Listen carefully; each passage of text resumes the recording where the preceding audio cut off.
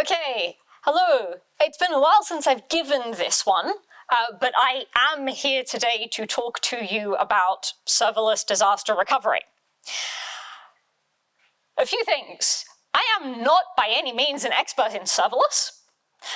I am much more of an expert in disaster recovery, so people who have worked with serverless a lot, you may find that there are all sorts of catches and all sorts of gotchas that I don't go into here. The primary purpose of this is to provide you with a basic overview of the basics of disaster recovery for people who aren't familiar, and then if you were to set up disaster recovery for a serverless infrastructure, what are the first few things you would need to look at and how might that differ from a standard cloud architecture? Who am I? That is me. This is also me. My name is Dawn Cooper. I am, strictly speaking, my job title is a senior software engineer, but really I'm a cloudy person at Slack. I am qualified to give this talk to you today, not because I work at Slack, but because I am a habitual overplanner. It is not enough to have plan A, B, and C. One also has to have plan D, E, F, and G before one does anything. This is really useful when dealing with the US government. Don't ask me how I know this. Outside of work, I am an occasional author and kitchen alchemist. I am also a raging sports ball fan. So when we talk about disaster recovery, one of the buzzwords that you'll hear people use a lot is business continuity.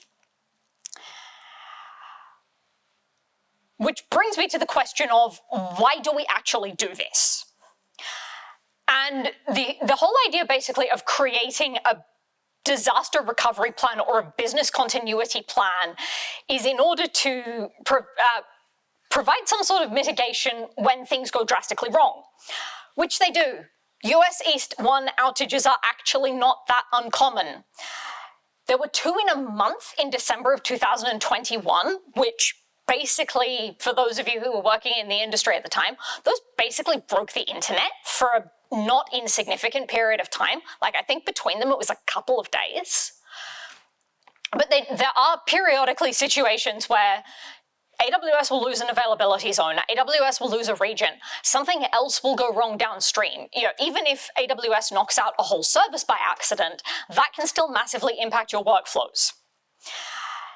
It's also often required for compliance purposes, which is where your kind of buzzword of business continuity will come in a lot, because that's the term that's basically used to describe, you know, what's the plan that you create in this case for compliance purposes.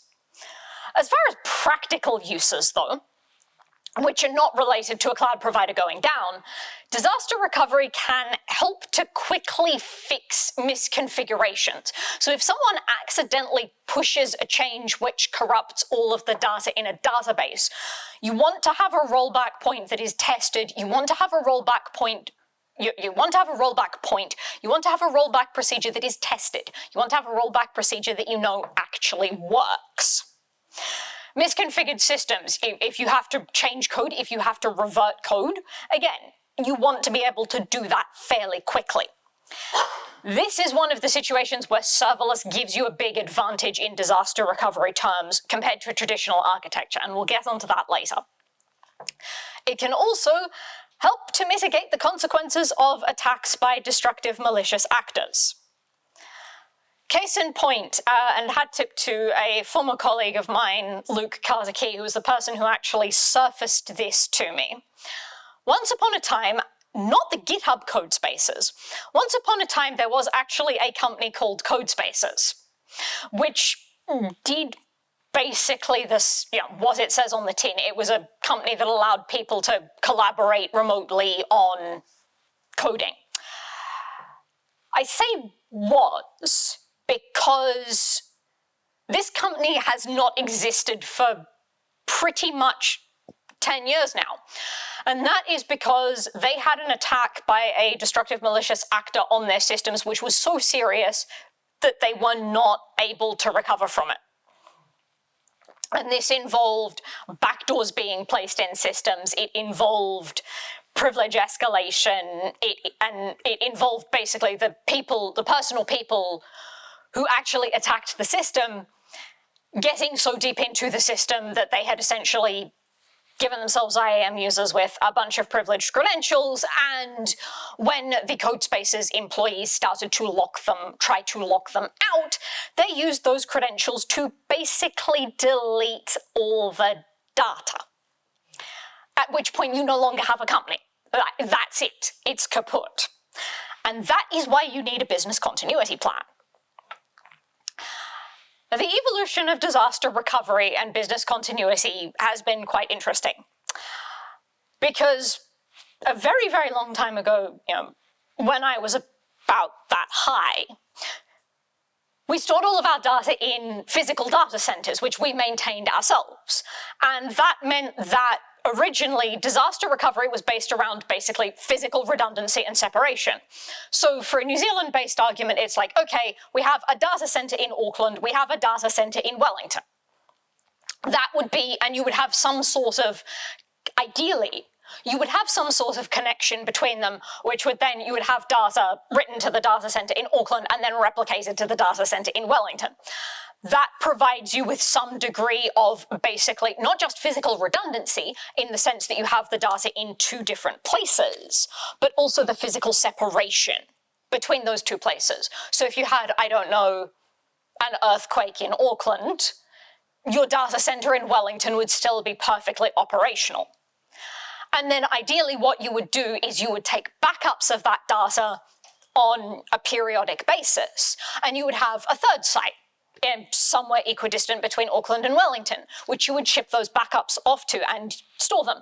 And usually those backups were, back in the day, they were on tape drives. So it was basically, you would load your tape drives in, you would take a backup of the system, you would stick it in your truck, and you would drive your truck to wherever your isolated backup location was, so that, again, if something happened to your data centers, you had another location with which you could go, you could take your tapes, you could put them back in the truck, you could drive them back to your data centers, and then you could recover all of your data that way.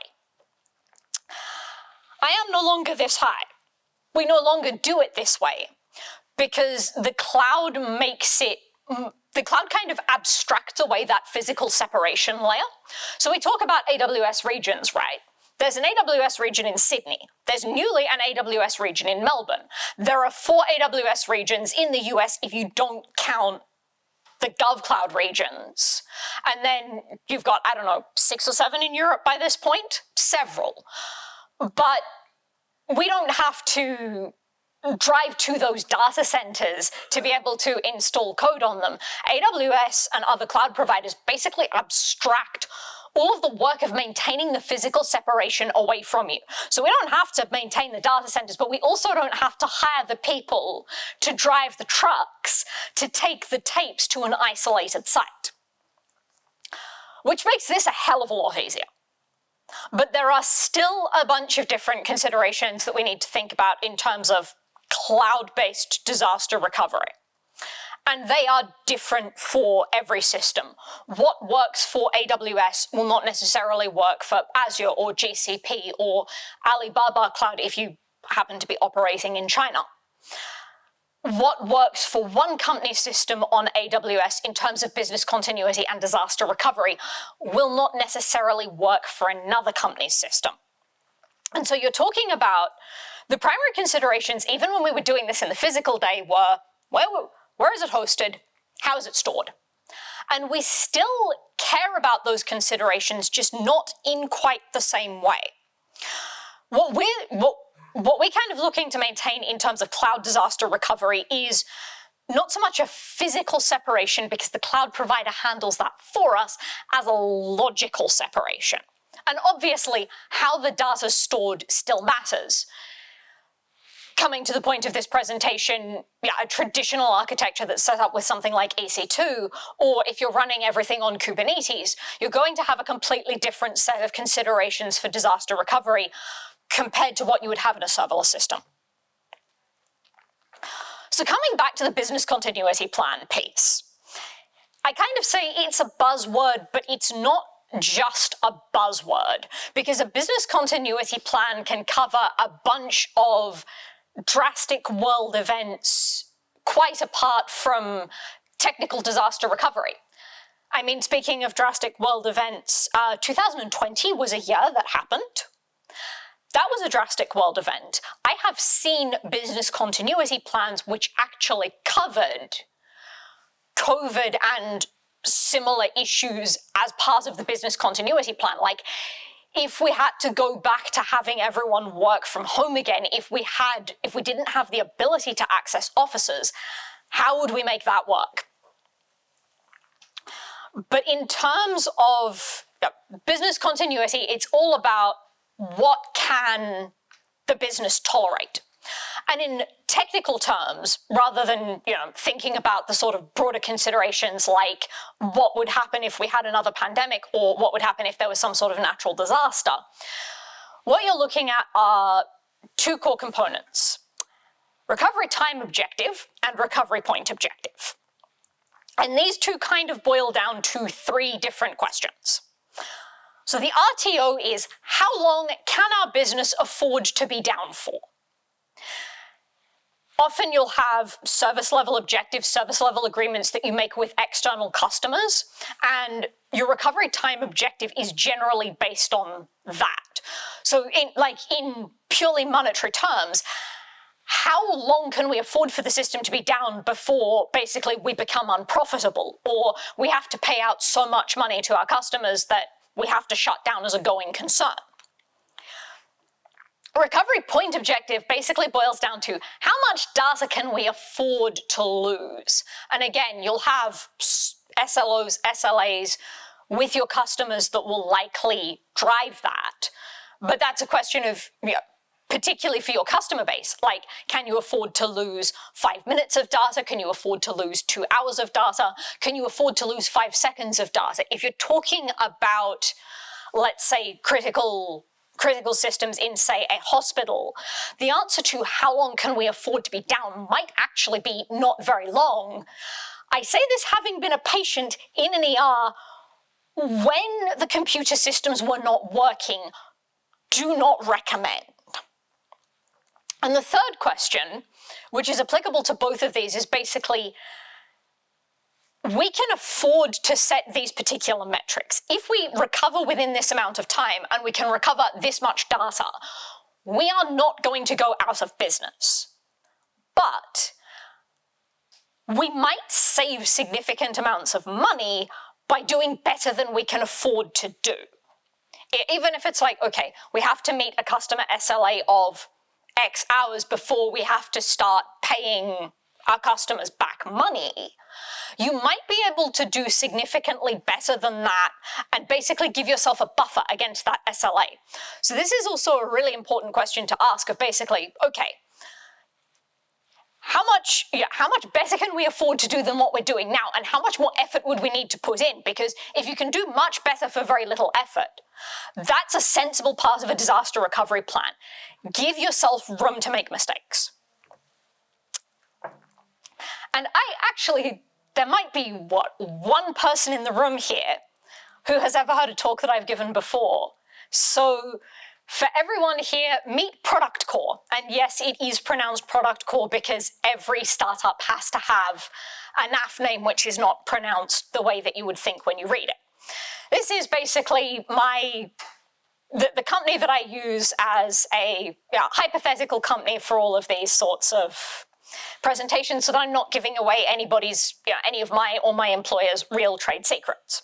So ProductCorp, hypothetically, is a Sydney-based startup, and they build e-commerce software. They have 2 flagship products. One is called Buy It, one is called Sell It. You've basically got essentially a managed Shopify type thing, and then an inventory management platform. So you can hook those two up, basically get your whole supply chain as you expand small to medium businesses. ProductCorp runs on AWS, and they have just completed a 2-year-long migration to move all of their infrastructure from the very early days of AWS, when everything was running in EC2 instances and RDS databases, to an entirely serverless infrastructure. They are using Lambda for all of their compute. They are using DynamoDB for their data storage. They are using step functions basically to tie the whole thing together for tracking workflows. Why are we talking about these three? Why is ProductCorp using these 3 AWS services? Because basically any company that is using serverless on AWS will be using these services. There are a few others involved which we'll talk about later, particularly when we get to some of the single points of failure that still exist in this situation. But for pretty much every company that's running serverless on AWS, they will be using at least Lambda and DynamoDB, very likely step functions if they need to string things together. And let's meet ProductCorp's platform lead. And I apologize if there are any Mongolian speakers in the audience tonight because I still have not quite worked out how to pronounce her name properly. She's Otgon Bat-Engtia. She is the cloud platform lead at ProductCorp, and she is the perfect person to do the job of disaster recovery planning because she originally trained as a civil engineer when she was in Mongolia. And as pretty much everyone here should know, and has been recently demonstrated by bridge collapses, the most recent one of which being in Pennsylvania, it tends to all go, or the most recent one of which that I can remember, being a highway bridge in Pennsylvania, it all tends to go rather wrong when your bridge collapses. If you are doing civil engineering, that is a thing that you need to not do. So, broadly equivalent in the tech industry. What's the planning that we have to do to make sure that the whole system is not going to permanently go down? So let's talk a bit about failure scenarios. Like I said earlier, these are going to be, in much the same way as we're talking about different storage mechanisms, these are going to be specific to your company's infrastructure. And even if you're not building on serverless, this is relevant. They should also cover many different domains. And you may not necessarily be able to solve for every possible type of outage that you would see, or every possible failure scenario that you would see. But being able to identify the possible failure scenarios is critical to basically getting started in the first place, but then also being able to improve on what you have. So talking about a bunch of different things here. Component misconfiguration, and that can be something as simple as an engineer pushes the wrong code, the system doesn't work anymore, what do we do to roll back? That's a really, really common one. I'm sure that basically anyone here who's worked on, any reasonably sized tech team has seen that happen a million times and has been in a million incident reviews about that. Complete component outages is another important one to consider, and that can be kind of interesting because there's a few different scenarios that breaks down to. So sometimes it's basically the engineers, we as the people building in the cloud make some sort of change which takes down a particular component of our system. Sometimes that's the cloud provider makes some sort of change which basically degrades or takes out a component of their system.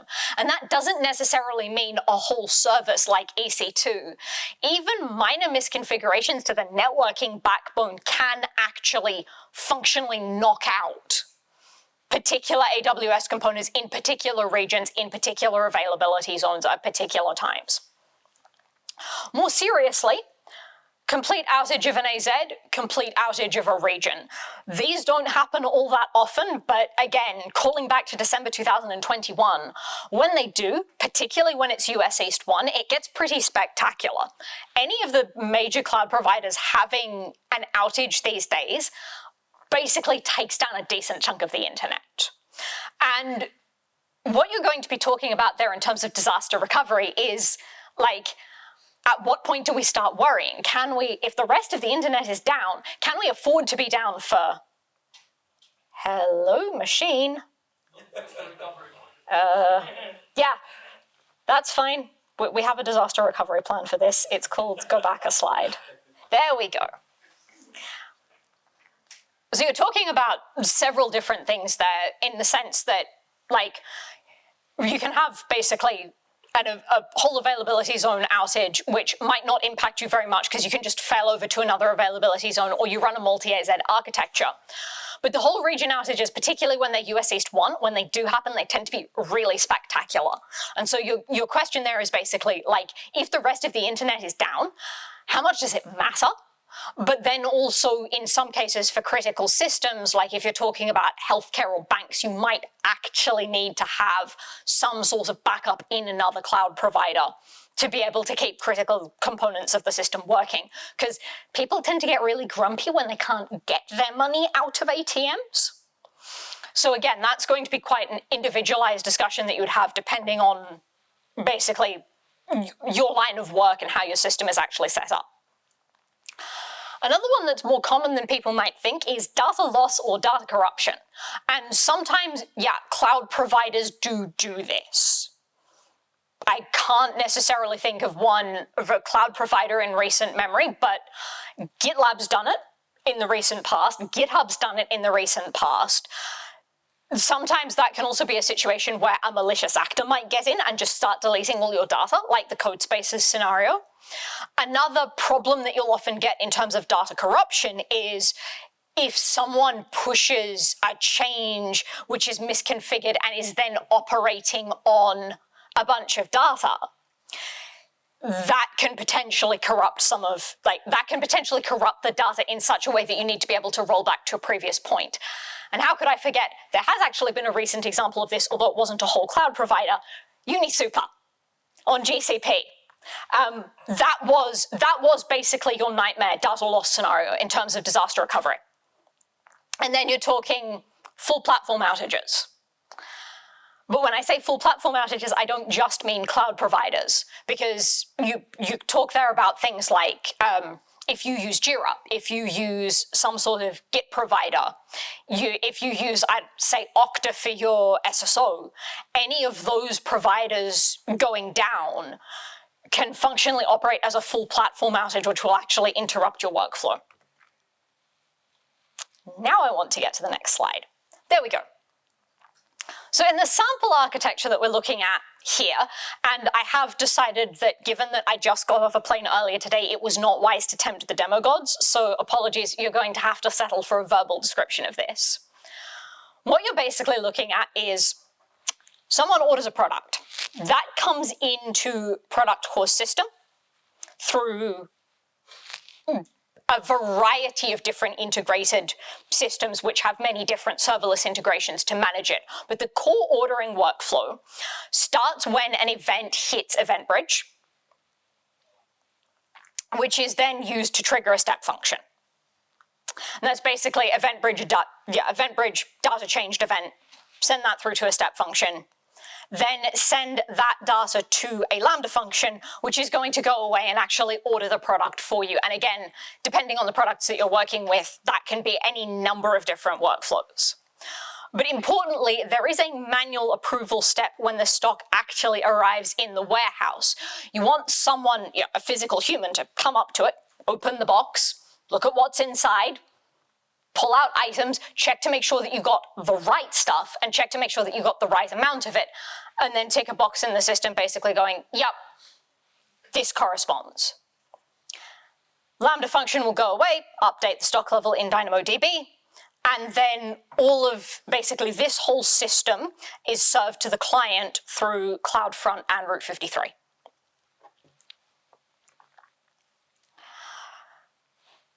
This is where we get into the serverless disaster recovery infrastructure, and this is actually, compared to a traditional disaster recovery infrastructure, this is deceptively simple. So a concept that we talk about here is there are basically four different ways of running a disaster recovery setup. So you can have the disaster recovery setup where you go and you have to restore everything from databases. You've not got any systems running. You can have, which I can't remember the name of off the top of my head, apologies, flight earlier today. You have Pilot Light, where you have some degree of infrastructure. I believe Pilot Light is the one where you have some degree of infrastructure, like critical infrastructure up, but then you would have to bring more up. You can have basically a hot standby, where you have everything set up and ready to go. And then you have a full active configuration where you're running two completely different copies of your system. And in this case, we're talking about two completely different copies in two completely different AWS regions. But in some cases, that might be in like two different cloud providers or two different availability zones. The key point here, and where serverless disaster recovery kind of gets differentiated from doing this in traditional architecture, is the money. Because if you want to run 2 whole fleets of EC2 instances and you are not a large company like AWS or Slack or any number of other companies that have a huge amount of throughput and operate in different geographical regions, that's going to be absolutely cost prohibitive for you, because you can either choose to basically duplicate the whole architecture and have all of these active instances which are just not running and no one's using them, or you split your traffic across 2 different regions, but then you have to deal with latency handling. And if your user base, like ProductCorp primarily serves users in small businesses in Australia, if your user base is concentrated in one geographic area, you can't very well run an architecture where, in traditional disaster recovery, you can't very well run an architecture where you've got, say, half of it running in the US and half of it running in Australia if all of your customers are in Australia, because eventually the latency will become noticeable and some people will start to complain, particularly in areas where the internet's not great. But what serverless, basically the critical differentiating feature of serverless here is you only pay for what you use. And that means that running systems in hot standby, so configured and ready to go with some degree of architecture, basically, with the architecture basically still up but traffic not being routed there, or running active where you're just routing traffic to 2 different places, becomes a lot cheaper. So what you're looking at here is Lambda functions and step functions run on hot standby in AP Southeast 1, which is Singapore. The whole configuration is primarily set up in AP Southeast 2, which is Sydney, where you actually expect to get updates to your services in a timely manner because it's been around forever. AP Southeast 4, which is Melbourne, has not been around for that long, and you don't expect to get updates for services in Melbourne in a timely manner. So it's basically rolling out active as Melbourne gets the different features that are needed to make this work. This here is actually really, really important because you cannot necessarily assume that 2 AWS regions have the exact same set of features or work in the exact same ways. Melbourne, for example, does not have a whole lot of EC2 instance generations which are well and truly obsolete because it's only been around for about a year. With serverless, that's less true, but if you're using anything more basic than, your standard, okay, it's a Lambda function, it's a step function, it's a DynamoDB, once you get into the more advanced features of those, or you're using other AWS serverless products, you cannot necessarily rely on them being the same in every region. So particularly if you are rolling out to a new region, make sure that you've got everything you need to do it. Then you've basically got all of the data is being stored in a DynamoDB global table.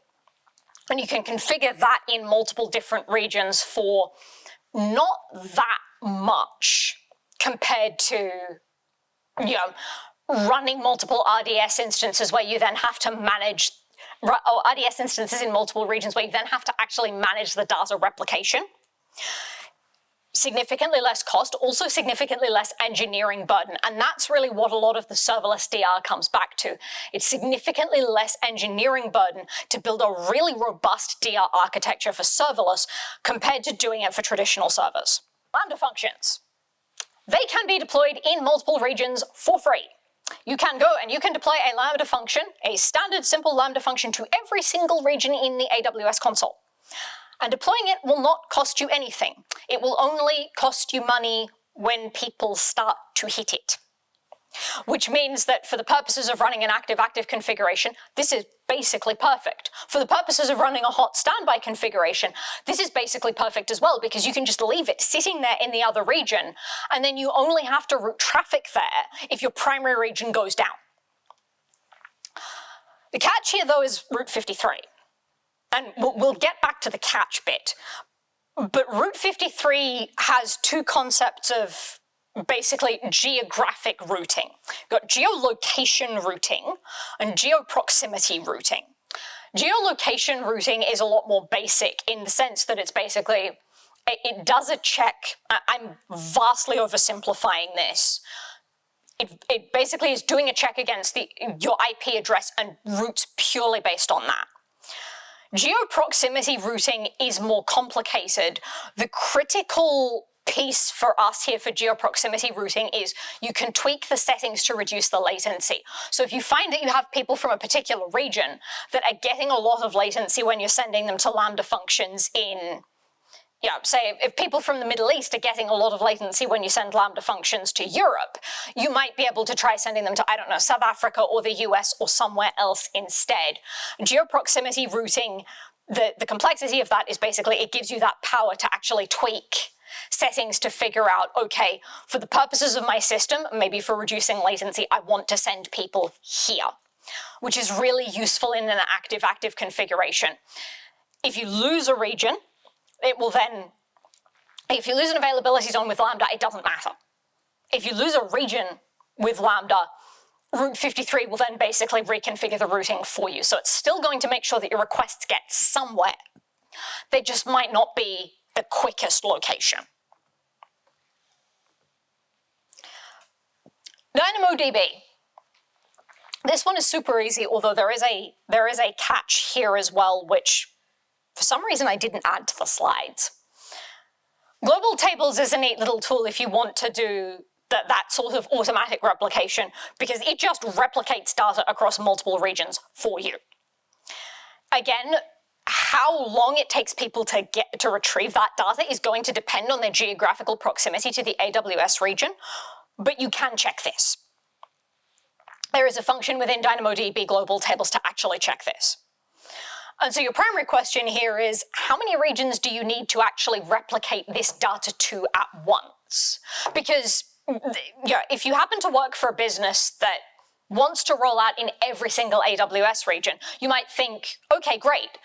The best solution to this is I'm going to take all of my data, I'm going to store it in a global table in US East 1, and then I'm going to replicate that everywhere. The trick is, though, that's a huge amount of data that you're replicating then to every AWS region where you might not need to. You might be able to basically set up smaller, geographically isolated areas and just go, okay, for data that's for, Asia Pacific customers, we just, if you select your country as New Zealand, we just want to replicate that data around regions in Asia Pacific. Or if you select your region as the United States, we just want to replicate that data around the 4 regions in the United States. And that kind of making that decision, that's where you're going to potentially save yourselves a lot of money. There are 2 more considerations here. The first one is, in the code spaces situation, you probably want to take all of this data from your DynamoDB tables and ship them to a separate isolated AWS account. That protects you against the malicious actor scenario if you have the access configured correctly. It means that if someone comes in and deletes all of your DynamoDB tables, you can go back into the isolated account and you can rebuild the whole thing from scratch. There is a significant amount of complexity involved in doing this right. So if this is something you want to do, and if you're storing critical data, you really should be replicating critical data to somewhere isolated, please go and look up a current guide on how to do that, because that could be a talk in and of itself. Step functions is fairly simple. All it's doing is stringing bits together. So again, you only pay for what you use. To deploy the step function is free. You only pay when it gets triggered. The one thing to note about step functions, if you're planning to run an active-active configuration, step functions does not orchestrate workflows across multiple regions. This means a couple of things. The first one is, for the active-active configuration, your workflow always has to stay in the same AWS region. The second thing is that if you lose an AWS region, or if you lose a component in a particular region in the middle of a step function running, you can't then go and move that workload to another region. So you're still going to have basically step functions that are in progress, where if you had a total outage of a region, step functions cannot orchestrate around that. So you can move traffic elsewhere, But if you've got traffic that's in progress, it's just going to sit there in progress. AWS came out with a neat new toy. I want to say it was reInvent 2022, or they improved the capabilities of it at reInvent 2022, because I remember doing a workshop on this. Route 53 ARC, Application Recovery Control, I forget what all the acronyms mean. But what this will basically do is it will manage the failovers for you. And it works for serverless architectures. The trick that you've basically got here, though, is hello single point of failure. Although this time at least it's not US East 1, which is an advantage. But the routing controls for Route 53 ARC replicate across 5 different regions. You also need to check the data sovereignty requirements here. You need to check data sovereignty requirements at any point that you're planning on storing data and replicating it across regions, because in some situations, particularly if you are working with governments, again, don't ask me how I know all these things. If you are working with governments, if you are working with GDPR, any sort of private data, you're going to have requirements to keep that data siloed in particular areas. The EU in particular is really strict on this. But your single point of failure here is the readiness checks. Last I looked, this may have changed, but they only run in US West 2. So if US West 2 goes down, you do lose the ability to basically use the readiness checks. You lose the ability for ARC to use the readiness checks to decide whether it needs to roll over to another region. But otherwise, this is a really good tool and will remove a lot of the manual lifting that you would otherwise have to do. Failover process, specific to serverless, as well as being a hell of a lot cheaper to run basically better architectures for the purpose of disaster recovery. Serverless generally has fewer potential failure points because AWS is abstracting away all of the EC2 management, all of the instance management, no Kubernetes clusters here. That's all being abstracted away for you, which means that when stuff goes wrong, AWS is going to be doing a lot of that moving behind the scenes for you to make sure that stuff works, and you don't have to worry about misconfiguring the traditional services yourselves. The other thing is that without that overhead, systems come up faster. Deploying a Lambda function, that's really, really quick. Even cold start in Lambda, at worst, I think is like a couple of seconds. Whereas if you need to spin up a bunch of new EC2 instances, or if you need to spin up a bunch of, a bunch of nodes to ship more stuff on your Kubernetes cluster, that is going to take you significantly longer. You're talking, depending on how complex your configuration is, minutes to hours, basically. So the advantage of serverless in terms of failover, it just comes straight up. The disadvantage of that is it means misconfigured code can do a hell of a lot more damage a lot quicker.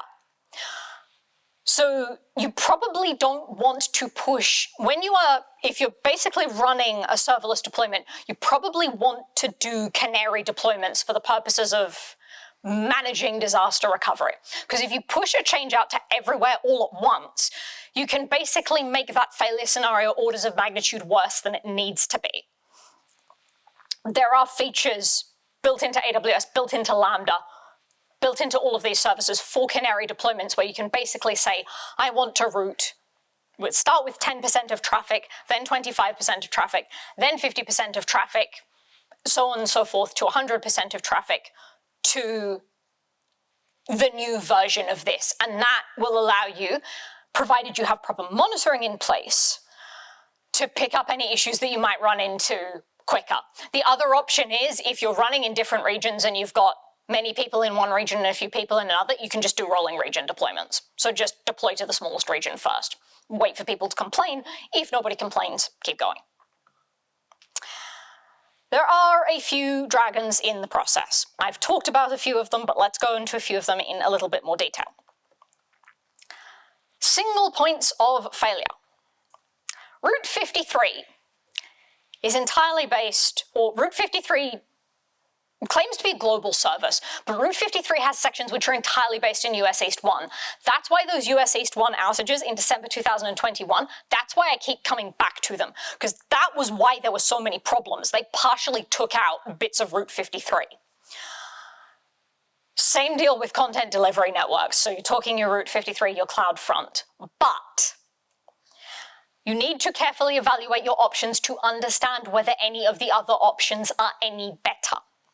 Because any DNS provider is basically going to end up being a single point of failure to some degree or another. And any content delivery network, to get that layer of redundancy there, with content delivery networks, you're basically talking about running multiple and switching between them. So yes, they're single points of failure, but carefully evaluate your options. IAM, same deal. Allegedly a global service, but there's a lot of aspects of IAM which are deployed in US East 1 only. It usually doesn't crash the whole system when IAM goes, when US East 1 goes down and takes IAM with it, because it's not all of IAM, but it can prevent you from making changes, prevent you from making kind of permissions changes or other changes that you might want to make. So beware of IAM as a single point of failure in terms of the secondary issues that you might have to deal with. There will always be others. They will always be system specific. If you are using a Git provider, that is probably a single point of failure. If you are using an issue tracker, that is probably a single point of failure.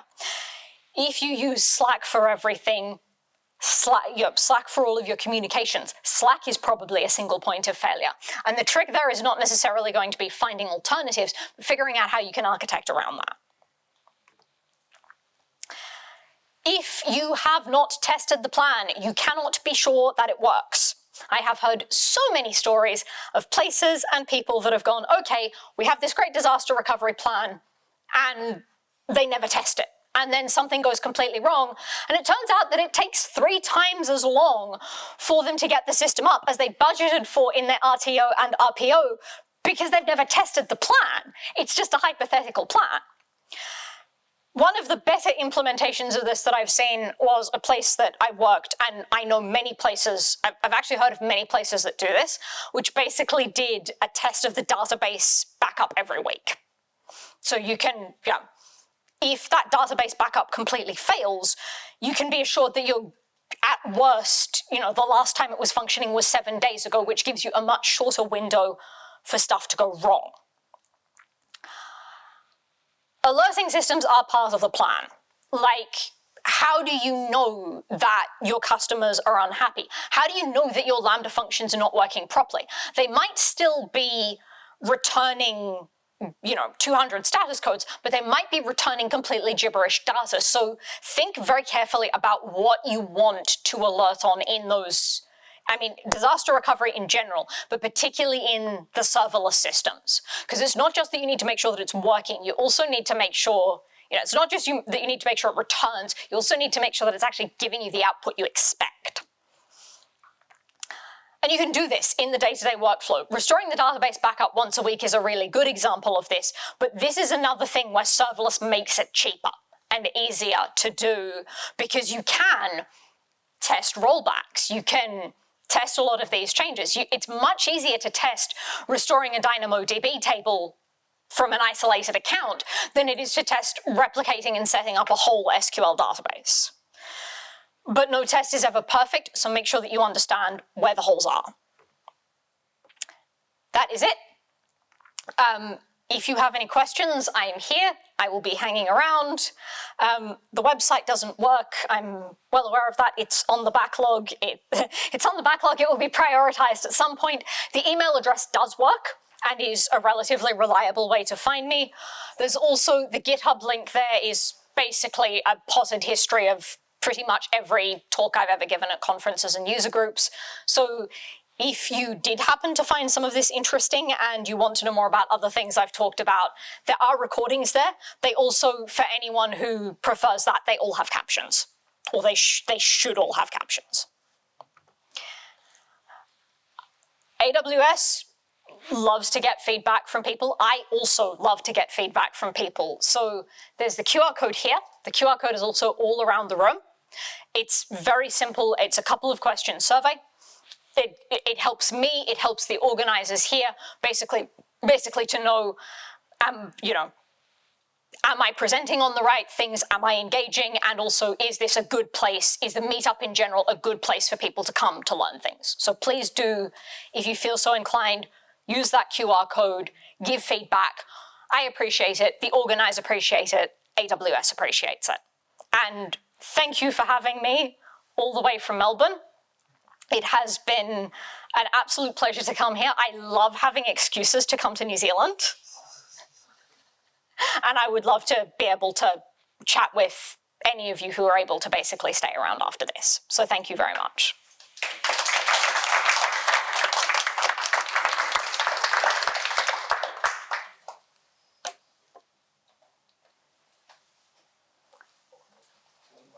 Mm-hmm. Serverless, when things really start to scale, right? Mm-hmm. Like making million calls. Yeah. Like a few thousand calls, now you're making million calls, right? Now, since you're paying for each Lambda call, right? How does like costing structure work versus like if you have EC2 based deployment versus the From memory, for Lambda functions, it's basically per call, and then there's a discount. I want to say there's a discount for basically bulk. So the more calls you make, once you hit a certain threshold, all the Lambda calls after that will be cheaper. But is there a point where, when you're scaling too much, that, having a dedicated deployment, server-based deployment is cheaper? Taking into account all the discounts you may get based on the volume. So I have no specific experience with this, but based on what I've seen, based on discussions that I've had, because I've never used serverless at scale. Everything that I've done with serverless has been playing around at small scale, trying to implement stuff that interests me. But based on conversations that I've had with other people and people who've worked for companies which have run their entire architecture on serverless, I'm going to say no.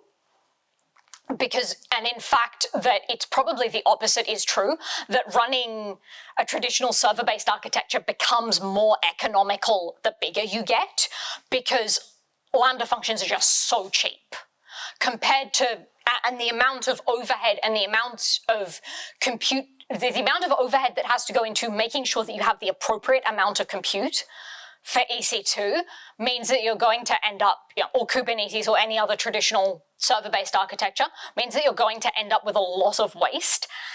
Everyone that I have talked to about this, without exception, has basically said running the serverless architectures, particularly at startups, is really, really cheap. So at the small scale, hands down, if you can get serverless to work, it's going to be cheaper. Pete Sparsky, who is one of the very early employees at A Cloud Guru, has a presentation on how they basically served video content almost entirely using serverless, and their bills for ages were like $500 a month. I don't know if that talk has ever been recorded, but if you want to find out more about that, if there is a recording of that, that would be the recording to listen to. He'd be the person to talk to, but I've heard similar things from other people at other companies that run almost exclusively or exclusively serverless architectures, that particularly at the small scale, it's so much cheaper because all of that overhead just goes away. Yeah, I mean, small scale definitely makes sense. My question was more geared toward like when you start to scale too much. It's going to depend on what kind of, it depends is the classic answer in tech, right? It depends on the use case of your system. It depends on what you're trying to do. It also depends on how aggressively you're able to optimize your server-based deployments. I think in general, again, not with any specific experience, but based on what I've heard from people, I think in general, if your workflow is simple enough to do completely serverless, to do completely serverless easily, serverless is probably going to win out cost-wise.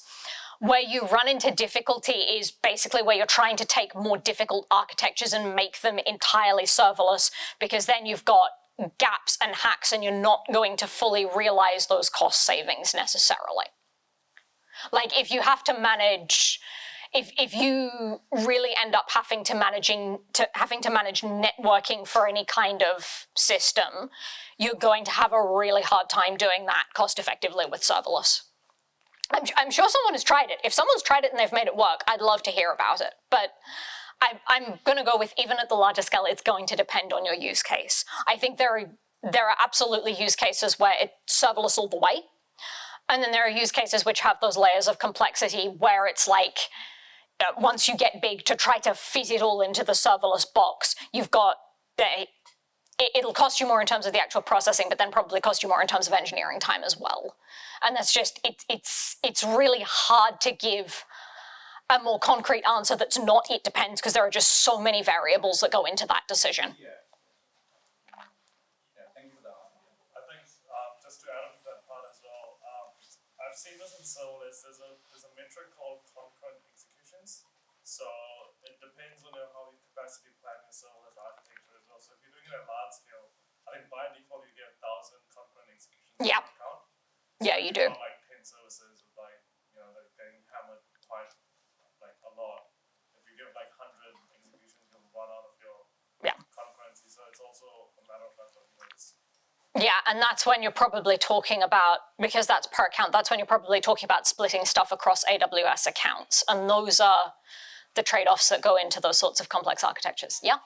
Sorry to be that guy, but we are at time. Cool. Thank you so much. Thank you so much, everyone.